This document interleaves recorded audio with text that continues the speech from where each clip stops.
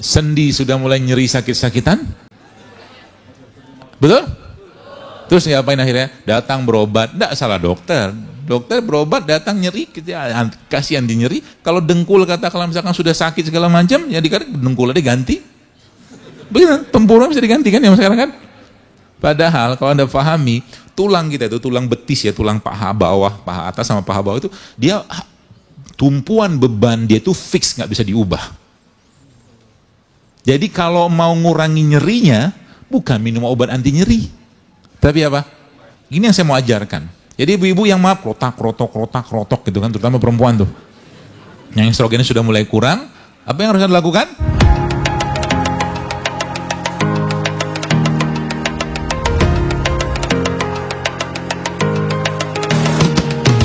Apa menariknya madu ini? Kita bersyukur Bapak Ibu sekalian Allah ciptakan madu. Kenapa? Bayangkan kalau seandainya Allah perintahkan kita untuk makan daun dari 3 jenis pohon tiap hari untuk sehat. Misalkan, wahai hambaku kata Allah, misalkan Allah perintahkan, makalah dari pohon ini, misalkan itu kan. Tapi Allah Maha baik. Ya, kalau kita lihat pohon itu kan ada akarnya, ada batangnya, ya, ada rantingnya, ada daunnya segala macam. Maka apa yang ada dalam akarnya pohon itu akan diserap naik ke atas melalui pompa sampai ke pucuk sana. Jadi daun, jadi bunga, sebagian jadi buah. Ada sarinya di sana. Maka Allah Subhanahu Wa Taala memerintahkan kepada tentaranya untuk mengambil sarinya tadi. Sarinya siapa? Bukan sarinya pohon, sarinya tanah. Oke kan? Dan manusia dari apa? Dari tanah. Maka sebenarnya isinya madu itu adalah sarinya tanah. Bahasa medisnya asam amino. Kan gen tubuh kita itu kan tercipta atau bahan bakunya asam amino. Jadi kenapa nasi goreng nggak sehat? Karena nggak ada asam aminonya. Coba Anda makan nasi goreng kasih madu. Caranya gimana? Ini nasi goreng, ini madu. Anda minum madunya. Nah gitu. Dokter kok benci banget sama nasi goreng? Nggak benci. Bukan nggak benci. Saya itu ingin mengajak Anda, yuk ciptakan kebiasaan hidup sehat dulu gitu loh. Kita udah sekian lama, tubuh kita tuh nggak terasup dengan bahan baku untuk enzim, untuk hormon. Kita udah lama kayak begitu. Ya, cilok, cireng, seblak gitu kan. Bayangkan. Batagor gitu. Batagor itu isinya apa? Tahu dan telur, tahu kan, tahu dan terigu kan gula. Nasi kan gula juga. Ya kan? Gulanya sederhana atau gula kompleks? Sederhana. Terus gula kalau nggak dipakai badan akan diubah menjadi glikogen. Kalau nggak dipakai menjadi lemak. Tadi yang pertama kita makan nasi kan. Saya tidak melarang makan karbohidrat, tapi yang saya larang atau saya mohon kurangilah nasi putih nih. Gula nggak dipakai jadi apa? Glikogen. Glikogen nggak dipakai jadi apa? Lemak. Itu polanya kayak begitu. Struktur metabolismenya lah, perjalanannya kurang lebih kayak begitu. Ada gula kan di situ ada dari nasinya. Kemudian kita makan nasinya pakai nasi goreng tadi kan pakai apa? Pakai kerupuk. Kerupuk apa? Tepung. Kerupuk udang. Tekor yang abang gorengan nasi goreng pakai kerupuk udang, Pak. Tepung kan? Gula lagi nggak? Gula. Diapain tepungnya? Goreng. Pakai apa? Minyak udah lemak belum? Udah lemak. Nasi tadi diapain? Goreng. Pakai apa? Udah lemak? Double minyak, double gula, double lemak. Belum ketemu temannya. Temannya namanya apa? Bakwan. Jangan lupa dong. Ya. Bakwan habis itu ya? Tepung kan? Gula lagi? Diapain? Lemak lagi kan? Double lagi, udah 3 kan? Belum, nanti kalau keselak siapin minuman. Apa?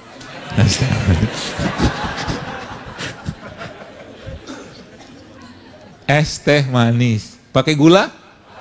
Oke. Kalau nggak dipakai, jadi lemak kan? Jadi kalau bahasa itu, is not fat that makes you fat. Bukan lemak yang membuat kita berlemak, but is sugar. Tapi itulah gula. Yang dimakan orang Indonesia sekarang kayak begitu. Pagi, siang, malam. Betul? Merasa bersalah? Bangga banget deh, iya. Ya. Akhirnya apa? Melentunglah di mana-mana. Wajah dulu persegi, sekarang membulat. Sendi sudah mulai nyeri sakit-sakitan. Betul? Terus ngapain akhirnya? Datang berobat. Tidak salah dokter. Dokter berobat, datang nyeri, kasih anti nyeri. Kalau dengkul kata kalau misalkan sudah sakit segala macam, ya dikata dengkul aja ganti. Begitu, tempurung bisa diganti kan yang sekarang kan? Padahal kalau Anda pahami, tulang kita itu, tulang betis ya, tulang paha bawah, paha atas sama paha bawah itu, dia tumpuan beban dia itu fix, nggak bisa diubah. Jadi kalau mau ngurangi nyerinya, bukan minum obat anti nyeri, tapi apa? Turunin berat badan. Karena semua kelebihan berat badan pasti menimbulkan peradangan gitu loh. Di sendi salah satunya. Jadi ibu-ibu yang maaf rotak gitu kan, terutama perempuan tuh. Yang estrogennya sudah mulai kurang, apa yang harus dilakukan? Kurangi berat badannya. Kan lemak gitu kan. Dan kalau lemak itu digunakan sebagai bahan bakar, itu efeknya luar biasa. Dia akan memperbaiki sistem badan kita. Dia akan, kalau bahasa saya itu, menang banyak kita. Kalau lemak itu jadikan bahan bakar, sehingga apa? Kalau lemak itu jadikan dibongkar sebagai pola-pola seperti itu, atau dijadikan sebagai bahan energi tubuh kita, maka insya Allah kita akan berenergi banget. Asal mau menikmati prosesnya dulu. Saya jelaskan prosesnya.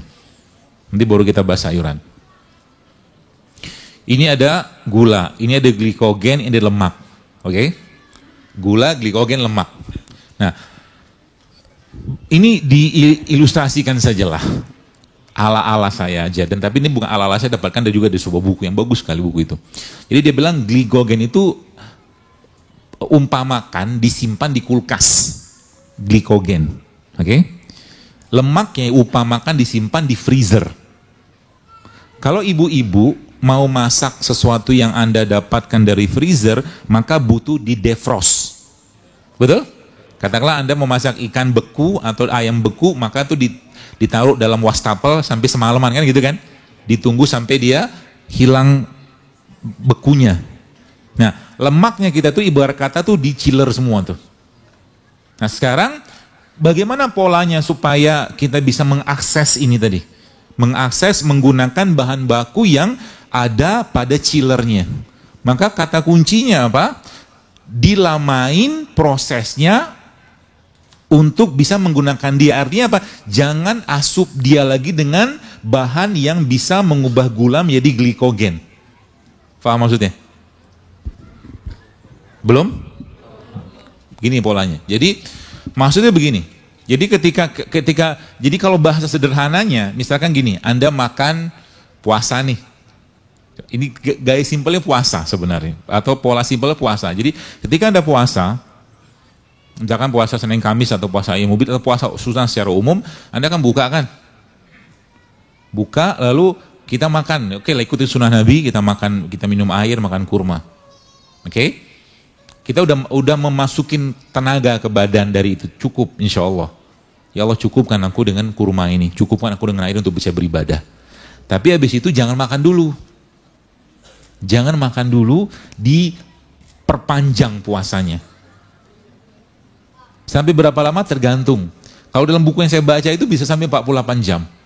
Tapi tidak makan, minum iya. Tidak makan tapi minum iya. Dan disebutkan di situ ada beberapa jenis minuman yang bisa menekan rasa lapar. Kopi salah satunya, kopi pahit atau teh hijau. Itu bisa menekan. Itu diminum sama air putih.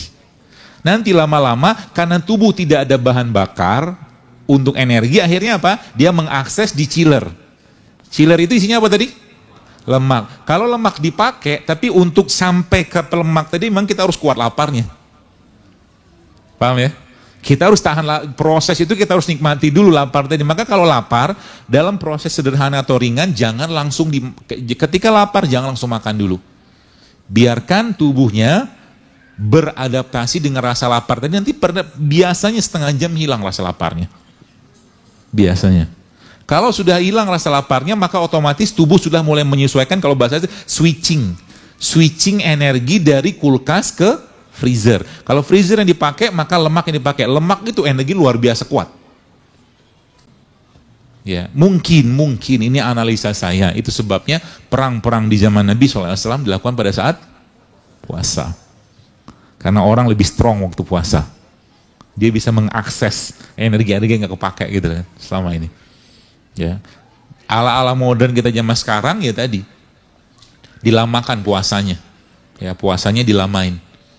Ya, dan nggak masalah. Itu saya pernah baca itu bisa sampai 16 jam atau 18 jam atau sampai 20 jam atau sampai 24 jam. Tapi minum tetap. Minumnya tetap. Jadi misalkan ya, Anda buka atau Anda sahur katakanlah jam 4 sore, jam 4 malam, jam 4 subuh. Makan tuh. Makalah secukupnya lah gitu kan. Nanti kan buka tuh pakai kurma, pakai apa di jam 6 pagi, jam 6 sore. Nah, tunggu lagi sampai malam, baru nanti makan lagi di jam 4. Lihat apa yang terjadi pada badan Anda. Kayak laptop lagi hang, di reset sama dia. Itu canggihnya badan kita. Makanya sering saya sampaikan, tubuh kita itu dokter terbaik.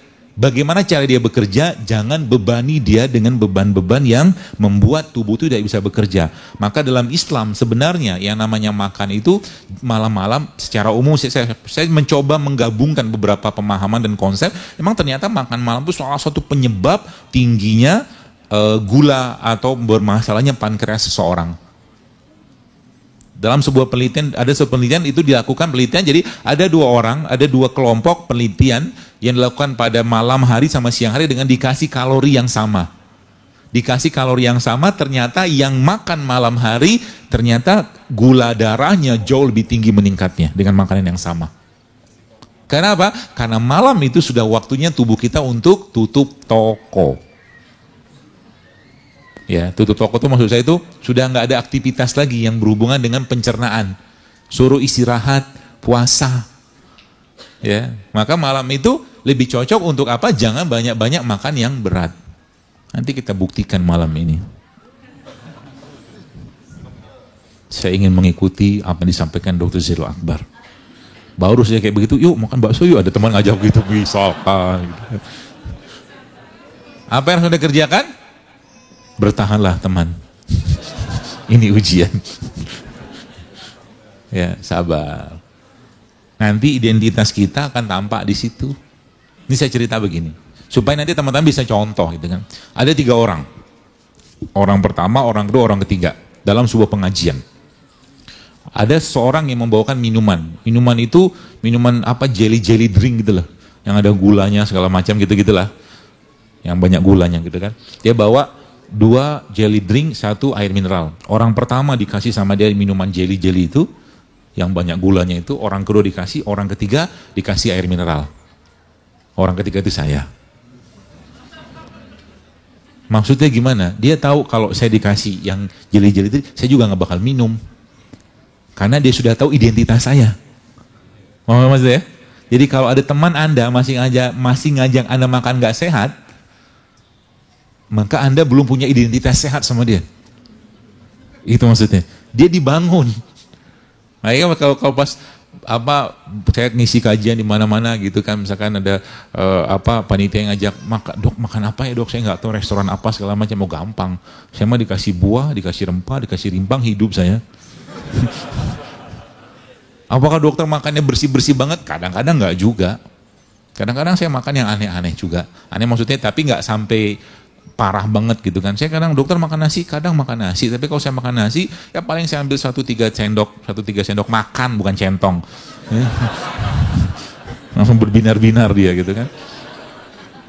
Dan nasi ini saya campurkan sama mineral. Mineral dari mana? Dari beliau ini nih. Beliau menghormati kan ciptaan Allah. Allah yang ciptakan dia. Saya bikin dia, nih cara, kalau Anda tetap pengen makan nasi, saya ajarin caranya. Ini tidak prank ya. Kalau tadi kan gorengan prank. Nih Anda ambil dia ini, terus Anda kasih bawang putih, Anda kasih kurma, Anda kasih garam, Anda kasih tomat sedikit, Anda ulek jadi sambal. Nasinya campurkan sama itu. Wah, bukannya lagi bu, enak pol itu. Nanti kalau Anda makan, insya Allah nggak berat di pencernaan karena di sini ada vitaminnya, ada enzimnya, ada mineralnya. Itu kata kuncinya. Kurma juga sama. Jadi kalau Anda tetap, misalkan Anda, nih saya ajarin cara makan mereka ini dengan damai dan bahagia. Coba angkat dia. Cara makan mereka ini dengan damai, bahagia dan sejahtera. Sama kayak tadi. Ini teman-teman kukus aja. Kenapa kita perlu makan mereka ini? Karena mereka tumbuh di tanah kan. Dia nyerap sarinya tanah kan. Setiap dari mereka ini Allah ciptakan rasa yang berbeda. Ada pari, rasanya pahit. Dan ternyata pahit itu cocok untuk orang-orang yang manisnya kelebihan. Orang diabetes maksudnya. Kalau Anda kan manisnya kelebihan, terlalu manis lah gitu kan. Makanya suaminya suka atau istrinya suka. Emang iya, pari itu by research-nya memang dia bisa dipakai untuk orang-orang diabetes. Jadi begitu Allah ajarkan kepada kita. Jadi mereka ini Bapak Ibu sekalian diciptakan Allah dengan berbagai warna, ya dengan berbagai rasa untuk melingkupi atau memberi kebutuhan atau menjadi sarana kita untuk hidup sehat, untuk beribadah. Lagi-lagi saya sampaikan, hidup sehatnya kita bukan untuk lifestyle, bukan untuk gaya hidup, tapi untuk taat. Biar ibadah lebih baik. Jadi nanti Anda makan ini apa ini? Seledri. Anda makan seledri, Anda makan. Jadi mulai sekarang ya, kalau Anda pengen hidup sehat, ya Allah, aku mau hidup sehat karena Engkau. Niatkannya karena Allah, bukan karena Zaidul Akbar. Sebab ada orang di depan saya itu, wah luar biasa, dok, impus water nih, macam-macam. Tapi tiba-tiba ketahuan makan nasi, misalkan itu kan. Merasa bersalah dan berdosa banget gitu loh. Ada kayak begitu orang. Ngapain karena saya? Toh badan-badan Anda juga kan yang merasakan Anda sendiri kan. Dan jangan pikir badan kita tuh bisa ditipu. Gak bisa dia. Mau ngomong kayak apa juga, dok saya sudah hidup sehat, tiba-tiba kelihatan badannya membengkak, misalkan itu kan, gemuk maksudnya, ya bohong banget gitu loh. Artinya masih banyak kalori yang masuk gitu kan. Iya kan? Badan kita gak bisa dibohongin gitu loh. Dan nanti ujung-ujungnya apa lagi? Ujung-ujungnya adalah badan kita merasakan vitalitas. Nah, ini yang saya mau ajarkan. Vitalitas badan kita didapatkan dari apa? Kalau, tadi kan saya bilang tadi, tubuh kita itu sudah di build up sama Allah reseptor. Ada enzimnya. Dan enzim itu bahan bakunya apa? Asam amino. Asam amino kita dapatkan dari mana? Terbaik ada pada ini. Iki loh, nih madu. Atau ada pada kurma. Mana kurma? Jadi asam amino yang terbaik, salah duanya ada pada ini. Jadi semua yang Allah ciptakan, terutama yang Allah sebutkan dalam Al-Quran, itu mengandung pasangan elektron yang paling stabil.